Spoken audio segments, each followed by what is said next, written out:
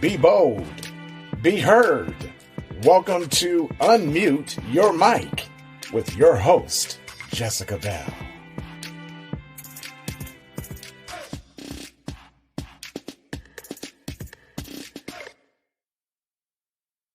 The views, information, or opinions expressed during the podcast are solely those of the individuals involved and do not necessarily represent those of Unmute Your Mic. Hello, everybody. Welcome to another episode of Unmute Your Mic. My name is Jessica Bell. I am your host from Kansas City, Missouri.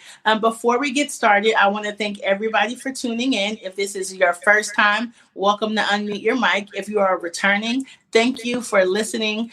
Please make sure to check out our website, unmuteyourmic.org, as well as subscribe on YouTube, Facebook, and Instagram. Now that I have that out of the way, I'm so excited for our guest today. Her name is Sandhya. She is from Oakland, California. You know, everyone who knows me knows I love people from California because I am from California.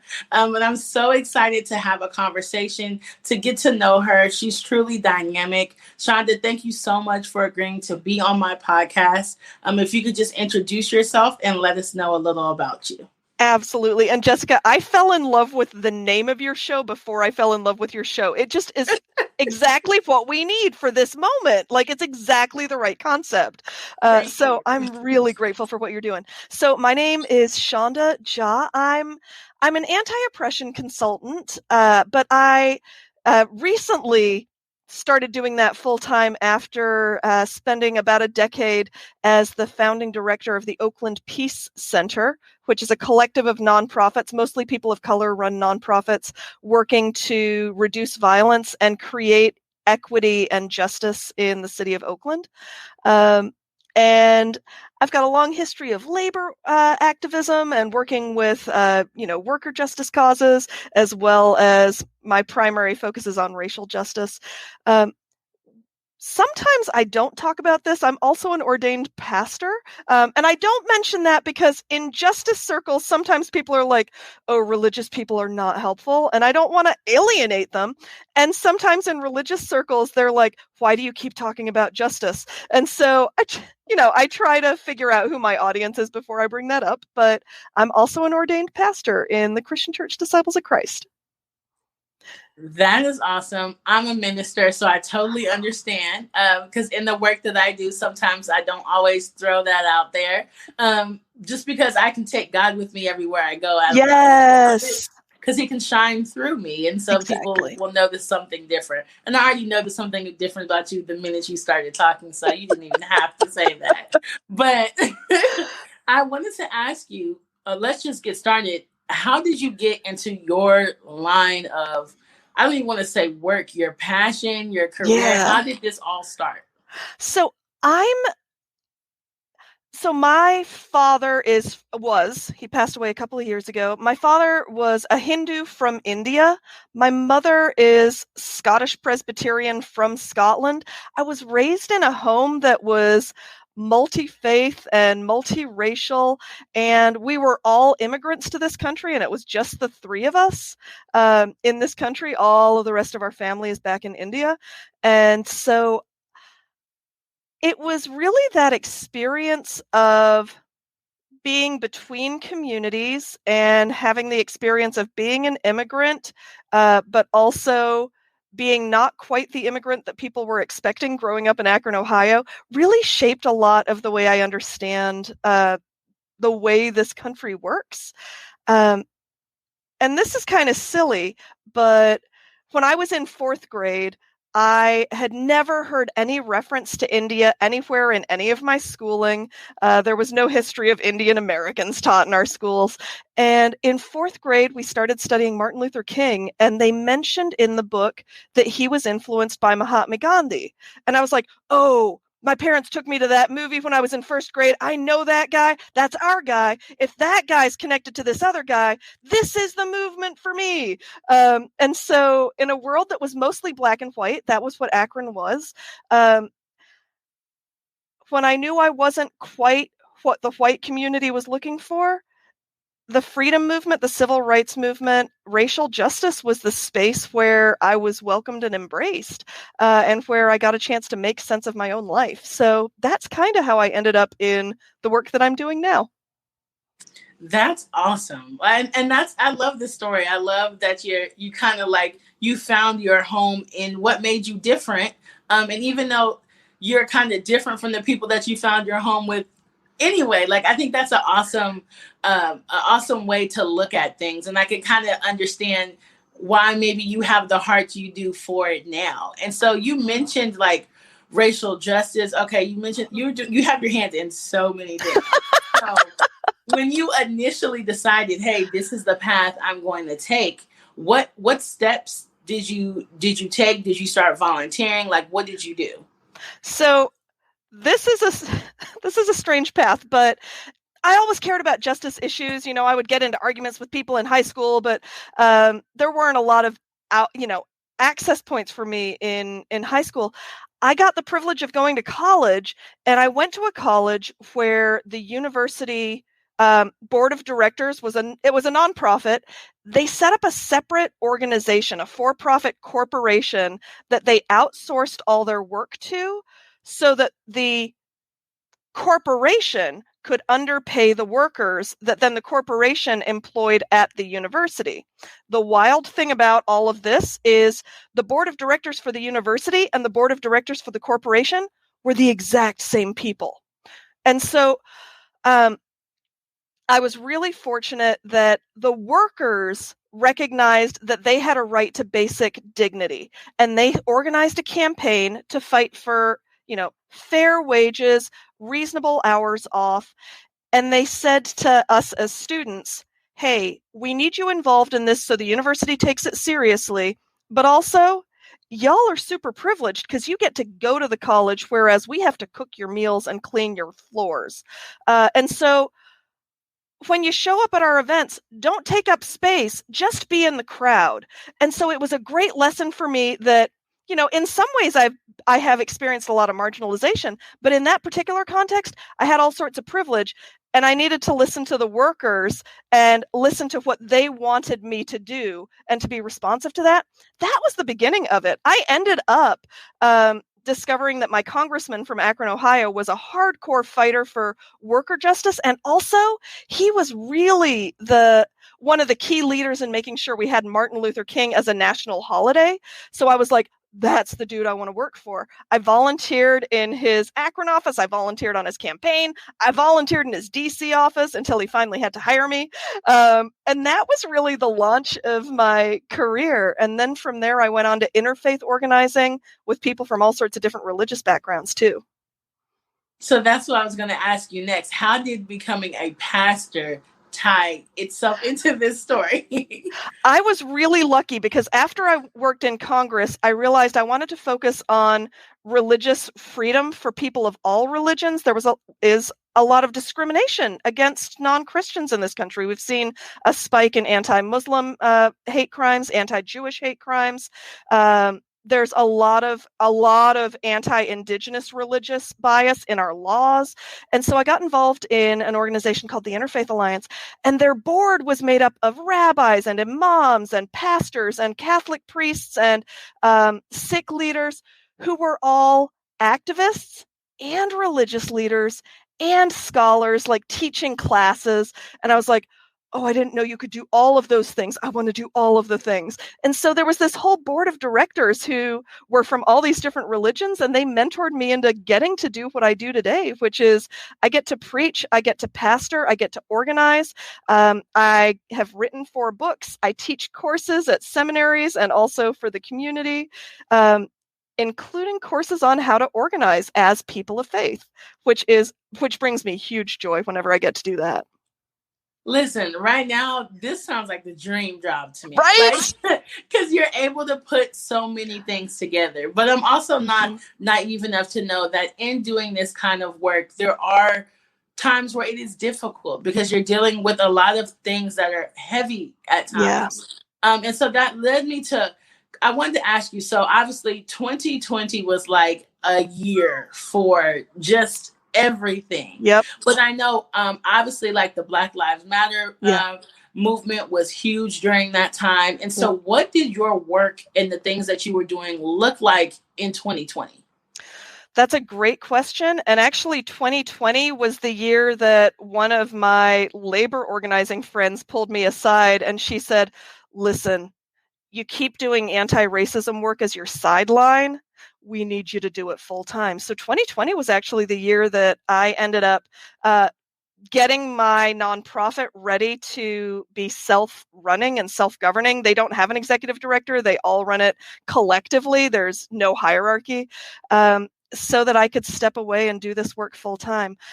One of the most important things, and I'm not sure everybody would see it this way, but for me, one of the most important things we ended up doing in 2020 was we were aware that there were amazing folks out there in the streets on the front lines starting in late May of 2020.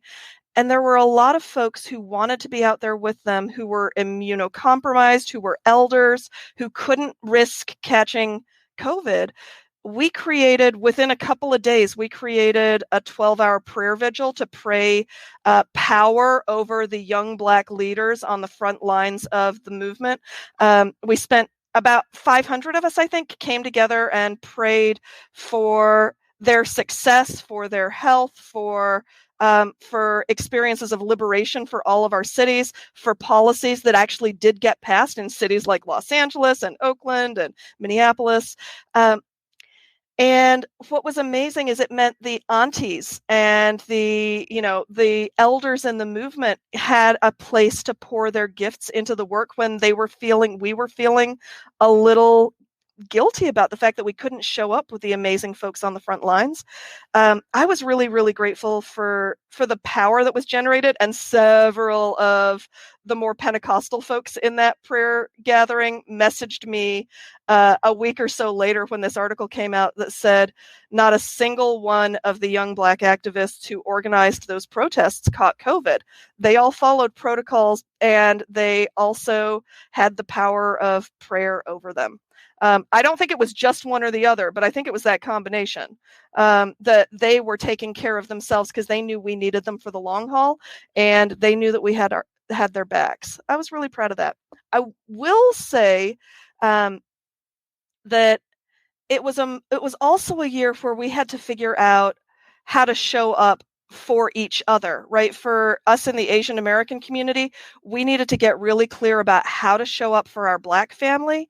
For all of us, we watched the rates of infection spike in Indigenous communities and ravage Indigenous communities, and had to figure out how to show up in support of our Indigenous family. There was an 800% increase in reported hate violence attacks against Asian Americans. And I can't tell you how many times people said to me, oh, I didn't really think that y'all dealt with anything. We didn't realize that there was any bias against Asian Americans. That must be a new thing. And I was like, so the first Asians came to this country in 1581. There were Filipinos that came on this ship with the Spanish conquerors. And you know how long anti-Asian bias has been going on these lands? Since 1581. I can tell you some stories about that. But what was interesting is it's the first time in my life that people have been willing to listen to that story. And it was also a time that Asian Americans had to figure out how to unmute our mic. That was a really big deal. Yeah, that's huge. And like you said, I think you brought up a really good point. It brought people together, but in bringing people together, it's almost that humbling moment where you have to listen to what people have been silently going through for a very long time. And that's not always easy, because sometimes it's easier if we just act like stuff doesn't exist and everything is sunshine and roses. But once people start talking, and once one person starts speaking up, other people tend to follow. And then you get to hear about all these different groups of people who have been silenced and who are like someone put a crack in the door and they're like, all right, we're running through, like, this is going to be known.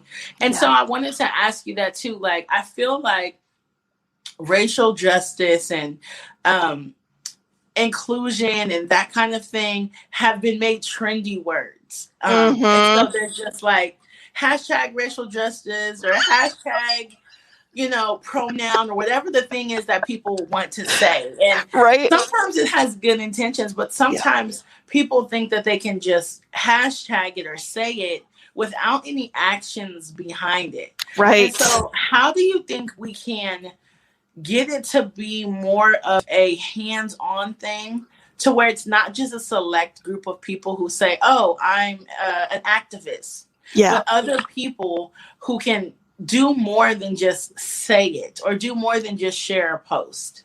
Right. I think that's a great question, and it's got so many answers.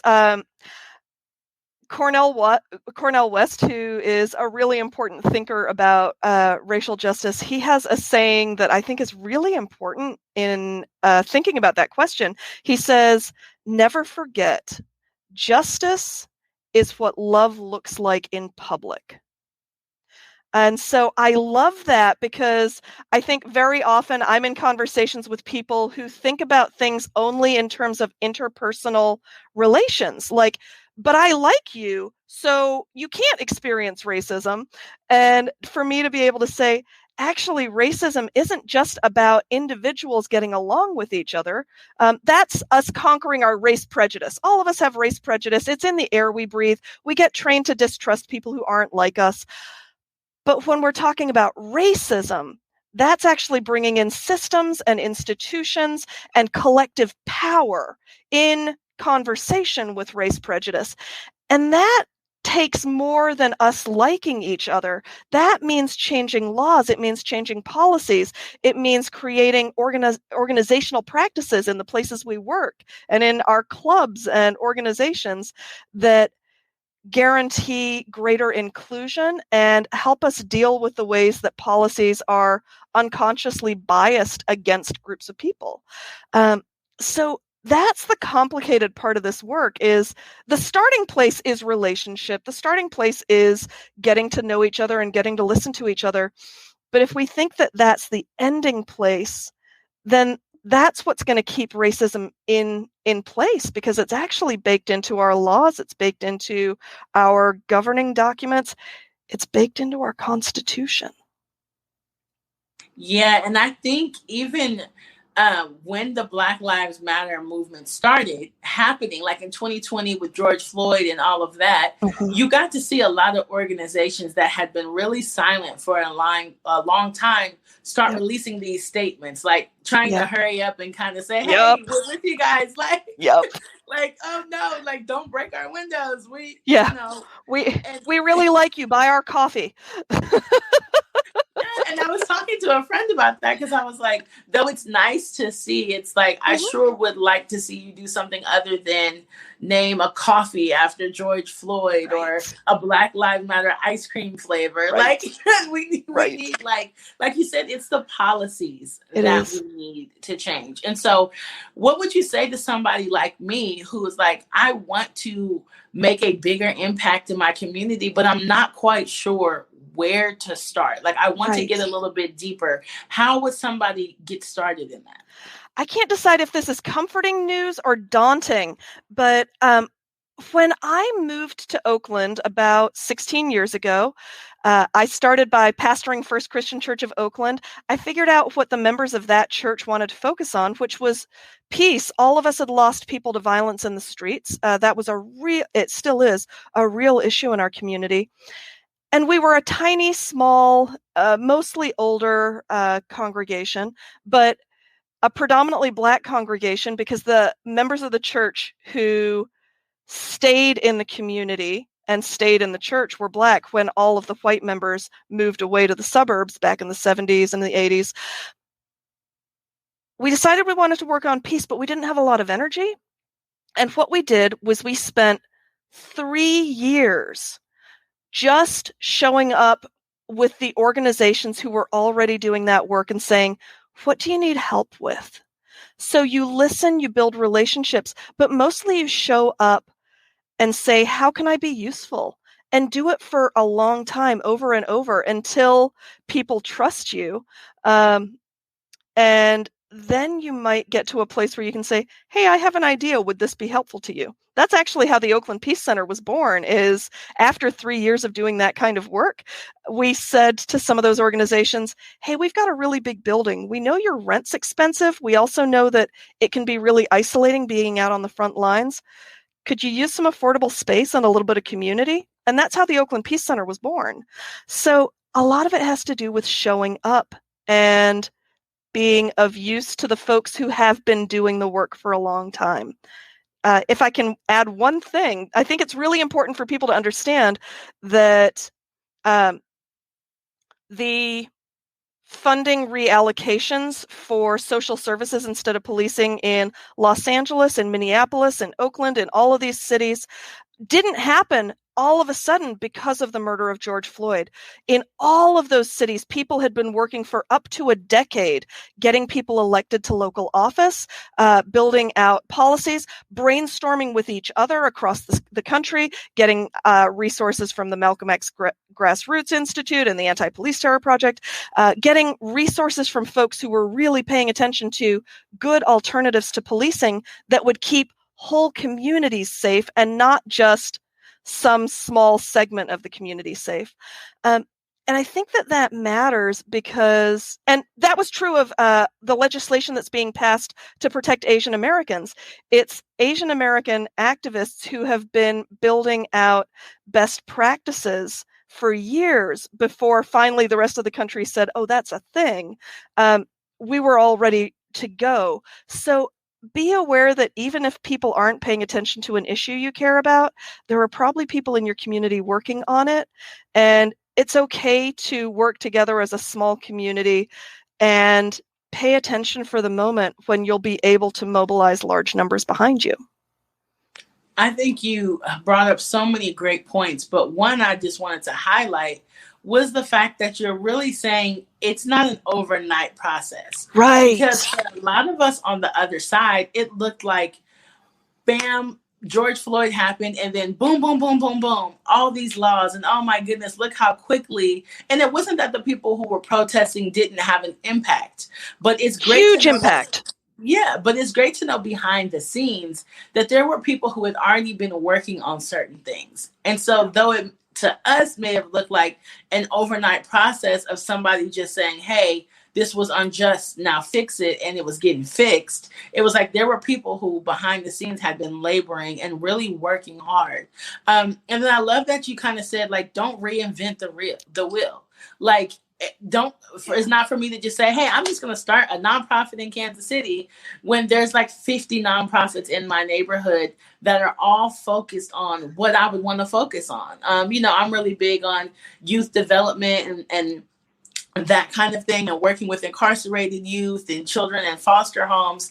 And so instead of me just saying, I'm going to go start a nonprofit, it would be a lot easier to show up for the ones in my community who need people. I've worked for nonprofits, and so I know that volunteers are huge, donations are huge. And I think it's better for us to be able to work together that way. So I love that you said that, because I think a lot of us, we kind of have our mindset on just wanting to start something. Right. Instead of saying, like, even when you're helping someone, you also get to learn the ropes, right? Like, yes. So I'm not out here like I have no idea what to do, and you're just starting something. So I think that's awesome. And so with all this amazing, amazing work that you've done, I did want to ask this question as well. How do you tie your faith into this? So being a believer, and sometimes some of the things that we are fighting for may not always, to some people, biblically line up. Mm-hmm. And so how do you keep your faith, and use it in a way that keeps you going in the right direction, and you don't feel like you're, on both sides, if that makes sense?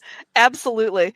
And part of it is from a young age, so many of the people who I admired so much were motivated by faith. We don't talk about it, but it goes without saying, Martin Luther King was a deeply spiritual man. Malcolm X was a deeply spiritual man.